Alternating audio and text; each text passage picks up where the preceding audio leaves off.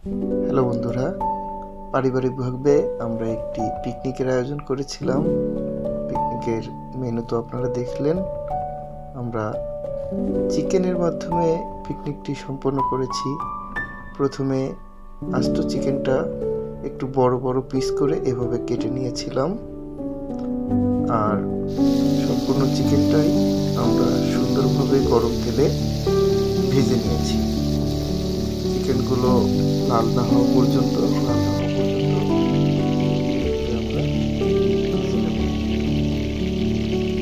তারপর এখানে আমরা কিছু পেঁয়াজ, মরিচ, রসুন এবং আদা সুন্দরভাবে এভাবে ছিলে রাখছিলাম।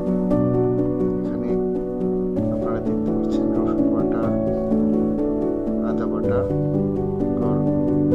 লাল মরিচ এবং গরম মশলা।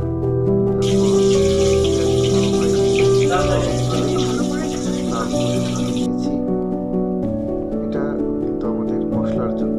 এখন আমরা দিয়ে দিলাম 2 চামচ রসুন বাটা। এখানে আমাদের চিকেনের পরিমাণ একটু বেশি, এই জন্য আমরা 4 চামচ রসুন বাটা দিয়েছি। সাথে দিলাম জিরা বাটা। জিরা বাটার সাথে আমরা আরো যোগ করতেছি এখানে আদা বাটা, সাথে আছে আপনারা দেখতে পাচ্ছেন আমরা এখানে দিলাম কিছু গরম মশলা বাটা। এগুলো আমরা মশলাটা সুন্দরভাবে ভুনা করব, এই জন্য দিচ্ছি। সাথে কিছু শুকনো মরিচের বাটা যোগ করলাম।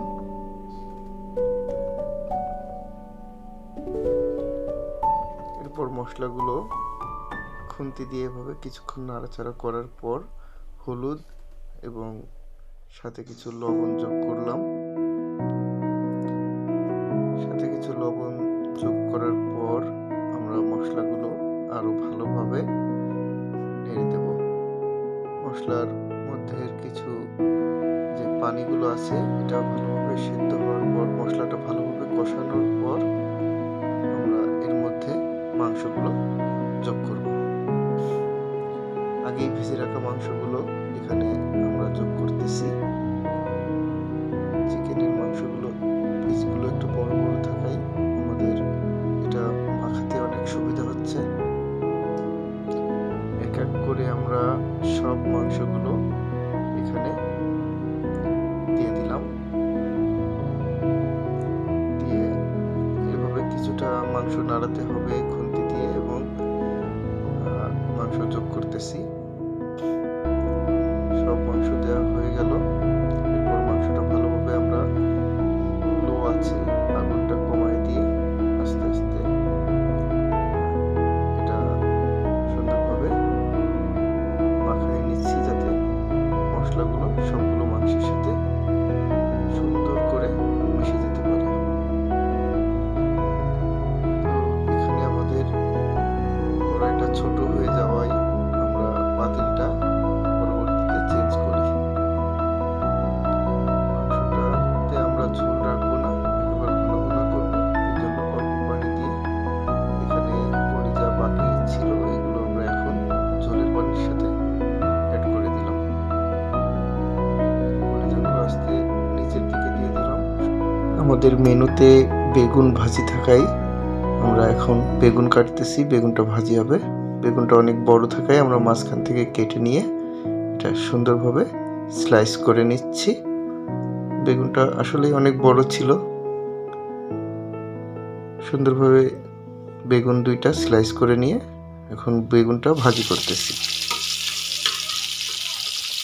বেগুন ভাজিটা একটু বড় বড়ই করা হয়েছে যাতে সবাই খেয়ে অনেক মজা পায়। বেগুন ভাজির উপরে আমরা কিছুটা পেঁয়াজ মরিচ দেব। এখানে আমাদের ডিমটা সিদ্ধ হতে দেওয়া আছে, 12টা ডিম।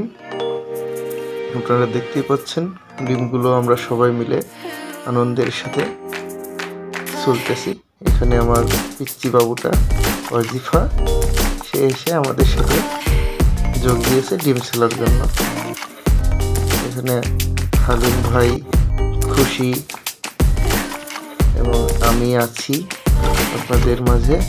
ডিমগুলো সুন্দরভাবে ছুলে পাশে রাখা ছোট পাতিলে রাখতেছি। সবাই খুবই আনন্দের সাথে কাজগুলো করতেছিলাম। ডিমগুলো সুন্দরভাবে ছুলে এখন ডিম ভেজে নিয়েছি। ডিমগুলো লাল লাল করে ভেজে তার ভিতরে পেঁয়াজ মরিচ একটু সুন্দরভাবে দিয়ে দিচ্ছি, যাতে দেখতে এবং খেতে মজা হয়।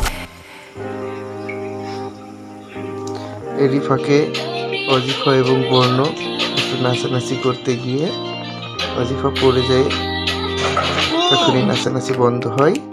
এর মাঝে পোলাওয়ের জন্য রান্না শুরু হয়। পোলাও চালটা 2 কেজি চাল ভেজে নেওয়া হলো। চালটা একটু কড়া করে ভাজতে হবে।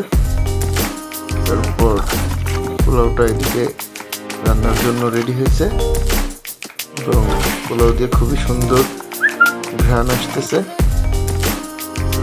পোলাওটা দেখলেই বুঝতে পারছেন কি সুন্দর ধোঁয়া উঠতেছে। দেখলেই যেন লোভ লাগে। পোলাওয়ের সাথে আমাদের কিছু মাছের ব্যবস্থা ছিল, মাছগুলো ফ্রাই হবে, এর জন্য লবণ এবং হলুদ মাখিয়ে রাখা হচ্ছে এবং মাছটা সুন্দরভাবে ফ্রাই করা হয়েছে। এখানে সালাদ এবং আমাদের খাবার সম্পূর্ণ রেডি হয়েছে। ডিম ভাজি, মাছ, সালাদ ছিল এবং মাংস। আপনারা দেখতে পাচ্ছেন চিকেনটা খুবই গ্রেভিভাবে রান্না করা হয়েছে। মোজো এবং দইয়ের ব্যবস্থা ছিল। আমাদের খাবার পরিবেশনটা আপনারা এখনই দেখতে পারবেন। অনেক সুন্দরভাবে প্লেটে সাজানো হয়েছে। প্রথমে ভাত দিয়ে মাছ, বেগুন ভাজি, ডিম, চিকেনের লেগ পিস, সালাদ, কাঁচামরিচ সবই সুন্দরভাবে রেডি করা হয়েছে এবং আমরা সবাই একসাথে মজা করে খেয়েছি।